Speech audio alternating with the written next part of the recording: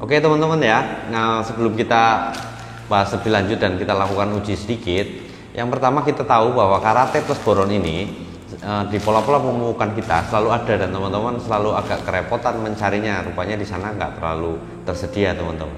Cuma saya mau bilang begini, bahwa karate plus boron ini adalah alternatif pupuk ketimbang kita nyemprot dengan CNG ataupun kalnit, karena kandungannya sama teman-teman. Ya, jadi pupuk karate plus boron ini sama dengan kalnit dan juga CNG teman-teman. Jadi teman-teman kalau nggak ada pun bisa aplikasi melalui Volt Air, ya, melalui penyemprotan. Nah cuma kan yang jadi masalah, kalsium ini ada sifat antagonis teman-teman, sehingga kalau kita sembarangan nyampur nanti akan jadi masalah. Jadi lebih enak saat kita campur dengan pupuk yang kita kocor, pasti tidak ada antagonis di situ gitu loh ya. Nah kandungannya berarti karena dia sama dengan kalnit, yaitu nitrogennya D15 dalam bentuk NO3 atau nitrat ya. Jadi nitrogen nitrat teman-teman, 15% sorry ya, 15%. Kemudian dia ada lagi boroninya, boron 0,3%. Memang nggak terlalu banyak teman-teman. Cuma boron ini peranannya apa? Boron ini peranannya adalah yang pertama untuk ini serbuk sari itu teman-teman ya. Kalau kita lihat bunga ada serbuk sarinya, sehingga kemungkinan buahnya rontok itu akan menjadi berkurang teman-teman, karena serbuk sarinya banyak. Berarti nanti kalau kena angin ataupun ada hewan polinator itu dia bisa dibantu polinasi lebih cepat oleh angin maupun hewan polinator teman-teman ya, karena serbuk sarinya tersedia. Yang kemudian adalah kalsium. Kalsium ini penting sekali untuk apa teman-teman?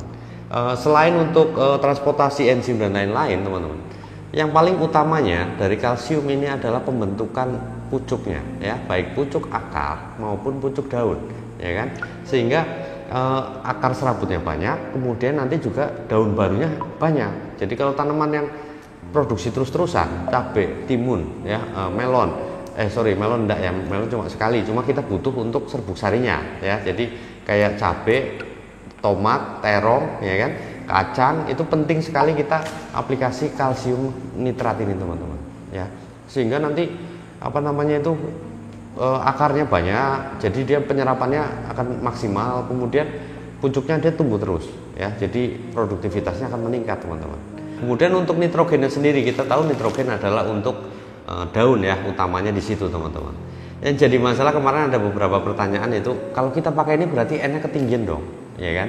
Nah sebenarnya nggak ketinggian teman-teman, karena ini kan ada pengotornya. Ini kan isinya cuma nitrogen 15 ya, kemudian kalsiumnya 26 dan 0,3 boron. Berarti kan 15 tambah 26 itu berarti 41 ya teman-teman. Nah 41%, lainnya adalah pengotor. Nah kan kita biasa begini nih teman-teman nih ya, biar lebih jelas ya sini ya.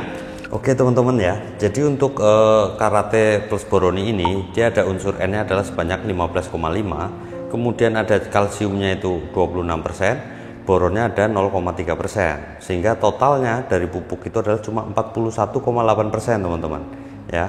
Jadi di sini ada pengotor sebanyak 58,2 ya, jadi pupuknya cuma 41%. Nah kemudian kan saya selalu rekomendasi adalah mencampur dengan NPK teman-teman, karena ini untuk kocor ya. Nah kalau dengan NPK 1616 ini, maka total pupuk di NPK itu cuma 48% teman-teman ya. Jadi di sini ada pengotor sebanyak 52% ya. Jadi kalau kita gabung ini gimana? Kalau anggap ini boroni ini ya teman-teman, kita kasih NPK, kita plus NPK 16 ya. Ini bukan berarti N-nya ini yang 15 kita tambah 16 teman-teman ya, enggak gitu. Jadi karena ada pengotor ini tadi, jadi dia jumlahnya cuma NPK-nya ini jadinya ya. Kalau kita campur NPK misalnya ini 7%, 7 gram, ininya kan biasa kita 2,5 gram ya. Nah ini dalam 9,5 gram ini, itu NPK-nya jadinya adalah NPK 15,7, kemudian P-nya itu adalah 10,7 ya, kemudian K-nya juga sama 10,7 ya. Jadi ini konsentrasinya begini. Nah kalau untuk masa masa vegetatif itu baik sekali ya, karena dengan N yang jumlah segini ini, itu berarti kita bisa mempercepat pertumbuhan teman-teman ya. Jadi ini salah satu keuntungan kita menggunakan boroni, walaupun ada keuntungan satu yang sangat-sangat menguntungkan teman-teman ya, nanti kita sampai sana. Jadi Kalau untuk masa pembuahan gimana? Udah ada buahnya. Kita tinggal tambah di sini, makanya kita saranin adalah pakai sini KNO 3 putih, teman-teman. Ya, mau semprot, mau kocor dicampurkan boleh. Supaya apa? Ini meningkat K-nya ya. Nanti nambah lagi dong dikit, gak apa-apa, nanti seimbang. Jadi ini sama ininya seimbang gitu loh. Ya. Jadi ini kalau kita pencampuran dia hasilnya seperti ini. Nah, sekarang kita akan lihat pH awal, teman-teman. Ini adalah hal yang sangat penting. Kenapa saya menyarankan untuk menggunakan kalsium, teman-teman. Ya, jadi kita uji dulu nih ya, pH-nya berapa. Oke, teman-teman ya, kita akan uji dulu pH air sebelum kita kasih apa namanya ini. Ini air sumur kita ya. Ini air sumur kita, pH-nya 6,4, teman-teman. Ya, ini coba kita akan kasih boroninya ya.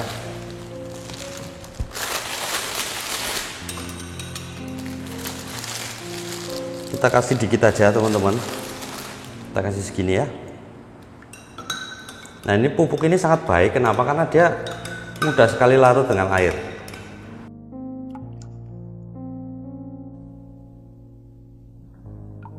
Nah, ini udah, teman-teman. Kita akan lihat ya. Dia belum larut semua. Itu masih ada sih di bawah sedikit, tapi nggak apa-apa lah ya. Kita akan lihat berapa pH itu bisa meningkat, teman-teman. Ya. Nah, itu dia di 7,41 ya. Nah, itu sudah berarti 7,44. Jadi ada peningkatan dari pH awal yang cuma 6,4 jadi 7,4 ya, teman-teman ya. Oke ya. Jadi untuk peranan utama dari boron ini, kenapa saya selalu menganjurkan menggunakan ini, teman-teman, adalah dia bisa menaikkan pH. Karena semua pupuk pasti akan menurunkan pH rata-rata ya. Kayak nitrogen itu pasti nurunin juga. Kalau NPK itu kan K-nya itu bisa naikkan, sifatnya dia basah gitu. Cuma dengan kita menggunakan ini, kita harapkan adalah pH-nya paling tidak waktu kita aplikasi airnya itu 6, teman-teman. Sehingga apa? Tanaman kita akan memaksimalkan serapan unsur. Nah, teman-teman bisa cek di sini nih. Nah, ini serapan unsur itu bisa terserap sempurna oleh tanaman kalau air yang kita gunakan untuk melakukan pengocoran itu adalah pH-nya di 6 ya. Makanya ini sangat baik sekali kita gunakan. Itu gitu, teman-teman. Nah, kalau misalnya teman-teman nggak ada di situ terus gimana gitu, ya kan? Nah, teman-teman juga bisa menggunakan kalsium lain, teman-teman. Jadi nggak harus boroni gitu, enggak, teman-teman. Nah, teman-teman bisa menggunakan kapur pertanian, teman-teman, ya. Tapi dengan catatan, yaitu pupuk NPK-nya yang tadi cuma 7 gram, kemudian kita pakai boroninya 2,5 gram, itu digabungkan ke NPK-nya. Jadi NPK-nya tetap 9,5 sampai 10 gram lah. Anggap NPK-nya kita kasih 10 gram, kemudian kita campur lagi dengan kapur, teman-teman. Kapurnya cukup 1 sendok gitu per batang hitungannya ya, teman-teman. Teman-teman bisa aplikasikan adalah 2 kali ya. Jadi pupuk 1 kali nanti dicampur kapur. Misal minggu ini kita campur kapur, minggu depan kita nggak usah, minggu depan lagi kita campur. Nah, itu akan menciptakan tanah yang media tanam yang kita pakai itu pH-nya tetap stabil, teman-teman. Nah, ini pentingnya untuk apa? Penyerapan unsur, kemudian juga akan mengurangi resiko terkena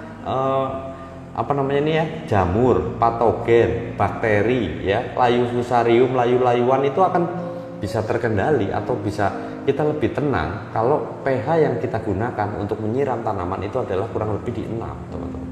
Makanya saya saranin teman-teman belilah pH ya, karena kalau kita mau hasilnya baik, kita harus tahu apa yang kita kasih ke tanaman. Kalau kita yakin itu semua sudah sesuai dengan standarnya, pasti itu akan diserap oleh tanaman dengan maksimal sehingga tanaman kita bisa berproduksi dengan maksimal juga, teman-teman. Oke, teman-teman, tetap semangat, jaga mood, Gusti berkahi.